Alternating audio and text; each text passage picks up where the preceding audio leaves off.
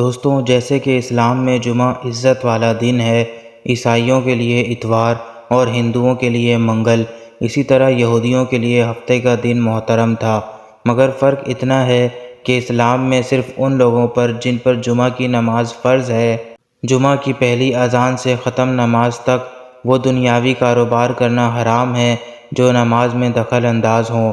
عورتیں، بچے، مسافر اور بیمار لوگ اس حکم سے علیحدہ ہیں کیونکہ ان پر جمعہ فرض نہیں ہے، لیکن یہودیوں اور عیسائیوں کے ہاں ان سارے دنوں میں دنیاوی کاروبار حرام تھے اور خاص کر شکار کرنا سخت جرم۔ حضرت موسیٰ علیہ السلام کے بعد یہ واقعہ پیش آیا کہ بنی اسرائیل کی ایک جماعت بحر کلزم کے کنارے شہر ایلا میں رہتی تھی جو مدینہ منورہ اور شام کے درمیان ہے۔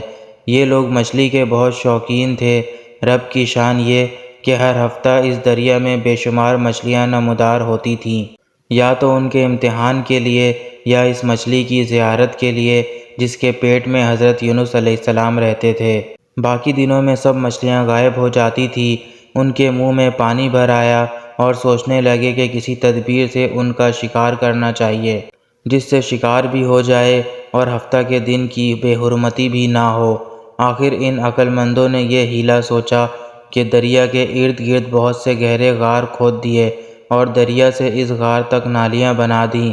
جمعہ کی شام کو ان نالیوں کا منہ کھول دیتے تھے کہ پانی کے ساتھ مچھلیاں ان گڑھوں میں آ جائیں، اور اتوار کے دن ان گڑھوں سے پکڑ لیتے تھے اور کہتے تھے کہ ہم ہفتہ کو شکار نہیں کرتے۔ انہوں نے وہ مچھلیاں خوب کھائیں اور فروخت کی جس سے یہ مالدار ہو گئے۔ 40 یا 70 سال تک ان کا یہ عمل رہا۔ یہ لوگ کل 70,000 تھے۔ ان کی 3 جماعتیں بن گئی، ایک تو شکار کرنے والے کی، دوسرے اس سے منع کرنے والوں کی اور تیسرے خاموش رہنے والوں کی۔ یہ لوگ کل 12,000 تھے، باقی سب شکاری۔ جب شکاریوں نے ان کی نصیحت نہ مانی تو انہوں نے اپنے اور ان کے درمیان ایک دیوار بنا کر شہر کے 2 حصے بنا دیے اور کہا کہ ہم ان کے ساتھ نہ رہیں گے کہ ہم پر عذاب نہ آ جائے۔ یہاں تک کہ داؤد علیہ السلام کا زمانہ آ گیا۔ آپ نے ان کو شکار کرنے سے منع کیا اور فرمایا کہ اے بے وقوفوں، قید کرنا ہی تو شکار ہے، جیسے کوئی ہرن کو جال میں پھانس لے۔ اس نے شکار کر لیا، کھائے یا نہ کھائے، اور کھائے تو آج ہی کھائے یا کبھی دوسرے وقت۔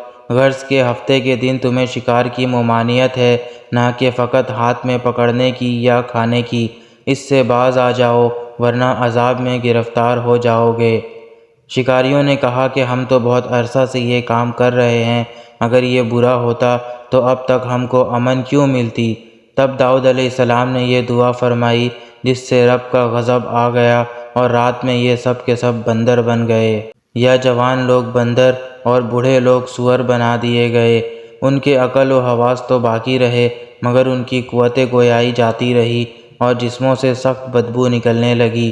صبح کے وقت اس محلے کو لوگوں نے دیکھا، نہ تو اس محلے سے کوئی آدمی آتا تھا اور نہ کوئی آواز، نہ کوئی دھواں وغیرہ نکلتا ہے، تو یہ دیواروں پر چڑھ کر ان کے گھروں میں داخل ہو گئے۔ وہ بندر ان کو دیکھ کر ان کی طرف دوڑے اور ان کے قدموں سے لپٹنے لگے اور ان کے کپڑے سونگھتے اور روتے تھے۔ ان لوگوں نے کہا کہ کیا ہم نے تمہیں شکار کرنے سے منع نہیں کیا تھا؟ وہ بندر سر ہلاتے اور آنسو ان کے رخساروں پر بہتے تھے۔ اس حال پر ان کو 3 روز گزرے اور سب ہلاک کر دیے گئے، نہ کوئی باقی بچا اور نہ ان کی نسل چلی۔ لوگوں میں یہ مشہور ہے کہ موجودہ بندر انہی کے نسل میں سے ہیں، لیکن یہ غلط ہے۔ ان سے پہلے بھی بندر تھے اور یہ موجودہ بندر ان سے پہلے بندروں کی اولاد میں سے ہی ہیں، کیونکہ صحیح روایت میں ہے کہ کوئی مسخ شدہ قوم 3 دن سے زیادہ نہیں جیتی، نہ کھاتی ہے، نہ پیتی ہے اور نہ ہی اس کی نسل چلتی ہے۔